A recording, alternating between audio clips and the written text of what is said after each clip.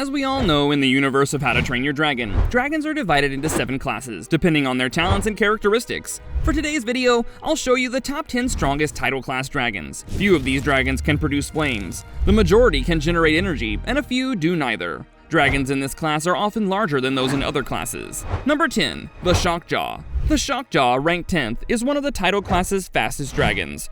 The Shockjaw is sure to add some speed to your fleet, but enemies beware. Instead of fire, this Tidal class swimmer emits bioelectricity, from a gentle jolt to a lethal bolt. The bolts it emits can be strong enough to take down an entire ship and its crew. The Shockjaw's electrical stream attack makes the power of lightning feel up close and personal.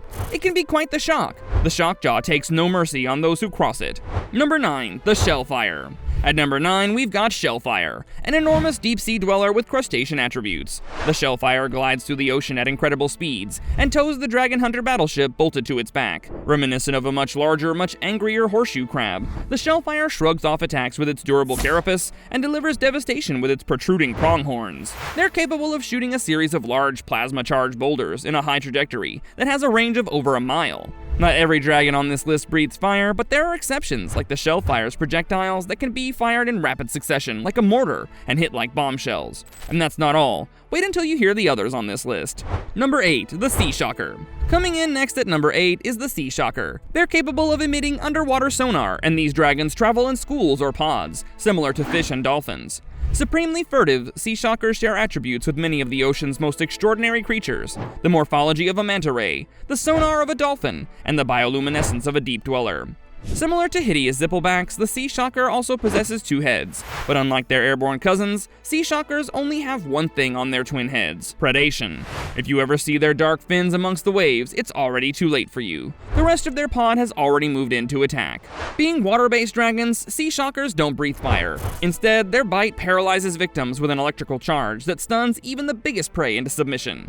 Number 7. The Skaldron. Onwards to number 7 is a patient and organized strategist by nature, the Skaldron, which are one of the few dragons known to prey on other dragons. Skaldrons hunt in groups, or pods, and have picked off smaller species to near extinction. Although a Skaldron has never been seen to shoot flames, the few Vikings who have survived encounters with the fearsome sea dragons have reported smelling traces of the signature flammable gas that precedes a dragonfire strike. Instead, Skaldrons scoop up water in their gullets, like pelicans, then boil it internally like a sort of kettle, and blast out boiling hot water when needed.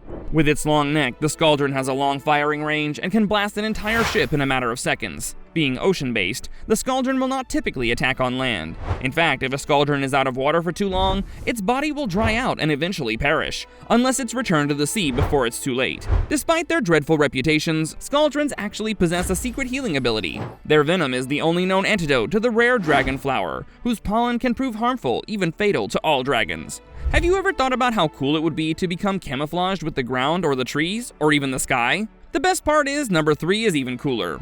Number 6. The Sand Wraith. Claiming the 6th spot, this dragon is a Tidal class expert in camouflage that buries itself in the sand. Sand Wraith. It's a good way to surprise their prey, and avoid sunburn. Fighting a Sand Wraith is no day at the beach, not when it can throw a hardened ball of sand from a distance. Their ability to unleash a volley of compressed balls of flaming sand shows how they use their environment to survive. Some Sand Wraith individuals, such as the Veiled Spectrum, possess extremely bright coloration on their body that enables them to shock their prey upon emerging from their camouflage, causing them to hesitate for just long enough for the Sand Wraith to attack. Number 5. The Submaripper. And at number 5 is none other than the Submaripper, otherwise known as the Ripwrecker. This denizen of the deep is extremely high-strung. It's been known to create massive whirlpools to suck down ships that disturb calm waters above. When a Ripwrecker is forced to fight, it uses its exploding acid attack to make sure the battle is over as quickly as possible. It's able to create whirlpools that suck large Viking ships deep down into the ocean. It's useful in destroying large ships that are attacking it. Due to its large size, this dragon possesses a level of strength that is more than enough to crown it the Thor of dragons. They're very territorial, and will attack anything that disturbs them or trespasses into their territory. Number 4. The Purple Death. Taking the 4th spot is the Purple Death. Very rare, thought to be extinct in fact. Threat level off the scale. This dragon is massive in size. It's so big that it has been known to cause sea quakes. The Purple Death breathes massive jets of highly explosive fire in waves of streams. Capable of burning down entire villages or fleets with a single breath, the Purple Death uses its immense strength and weight to push, shove, and ram against opponents, as well as utilizing its limbs, tail, and neck to swipe and flail at foes, and uses its powerful jaws to crush smaller opponents. Being a sea dragon, the Purple Death has not been seen outside its aquatic habitat and thus remains unknown whether or not it's capable of flight or walking on land. While in the sea, it is swift, fast, and maneuverable, capable of emerging and submerging in mere instants while stalking opponents and prey. Legend has it that the Purple Death would emerge from the seas one day and cause Ragnarok, the Norse mythological event which signifies the end of the world. When Berk experiences tremors in The Legend of Ragnarok, the villagers believe that Ragnarok will finally dawn upon them. Meanwhile, plenty of ships are destroyed by the Purple Death and it's heading towards Berk. After a long battle with the Purple Death, Hiccup uses the trained Changewing Phantom to hypnotize the Purple Death to sleep. Number 3. Luminous Crayfin. At number 3 is the Luminous Crayfin, which thrives in a human habitat and must feed on the Dragon Bloom, a most dangerous flower. Only then can it become a Leviathan, extremely dangerous. Pray you never see this monster on the seas. They're capable of emitting powerful flashes of light that can temporarily blind their enemies. As seen in The Secret of the Leviathan, the Luminous Crayfin is a very fast swimmer, as Lumi was able to swim all the way to the Impossible Island in a few minutes after he was scared away. He's also able to jump up from the water and spin in the air, despite his size. The one example of a Luminous Crayfin, Lumi, appears quite friendly, peaceful, and intelligent. He's able to understand what's needed by his human friends and get them to follow him. Even as a baby, it's shown to be intelligent, understanding what he can do to help the player through the labyrinth. He also makes friends with other dragons as well as local wildlife such as narwhals, another social creature. It's not indicated whether adult crayfins are solitary or if they live in social groups. The Luminous Crayfin gets its name from the bioluminescent lights on its body. These lights likely allow it to see deep in the water, though they may also allow it to communicate with other crayfins in the depths of the ocean. Number 2. The Fathom Fin. In the number 2 spot, we have the Fathom Fin. This gigantic dragon is mainly blue with dark green spots. It has a large fin lining its back and barnacles covering certain parts of its body, similar to real-life baleen whales.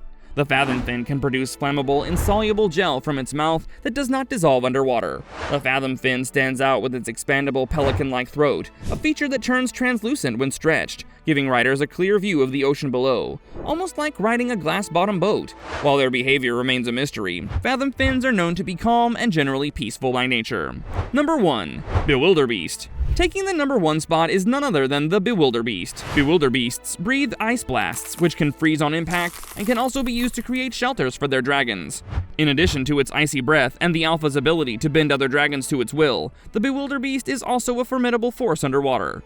As a Class 10 Leviathan, the aquatic equivalent of a Titan Wing, a full-grown Bewilderbeast swims at incredible speeds and bursts to the surface to surprising and devastating effect. As with all members of the animal kingdom, dragons too must follow a hierarchy of power and leadership. At the apex of that chain of command rules an exceedingly rare alpha dragon, to which all others bow, the Bewilderbeast. However, they're not born to alpha status. It's earned through combat, vigilance, and most importantly, a desire to protect the dragons and all the creatures in its nest. Fortunately for them, there are few other dragons in the world that can match their intimidating stature, and ever hope to compete for the designation of King of all Dragons.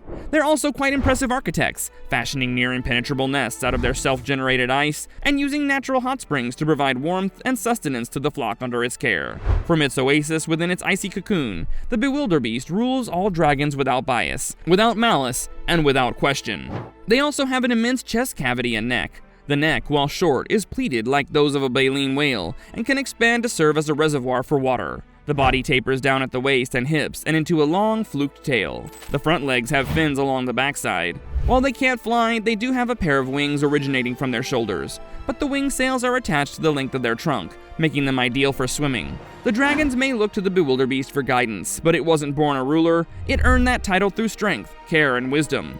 But what if another dragon rose, not to protect, but to dominate? Could the Alpha truly stay unchallenged forever? That's something we'll explore in another video. In the meantime, you can check out this other cool video that's appearing on your screen. Click on it to see. Go ahead, click it.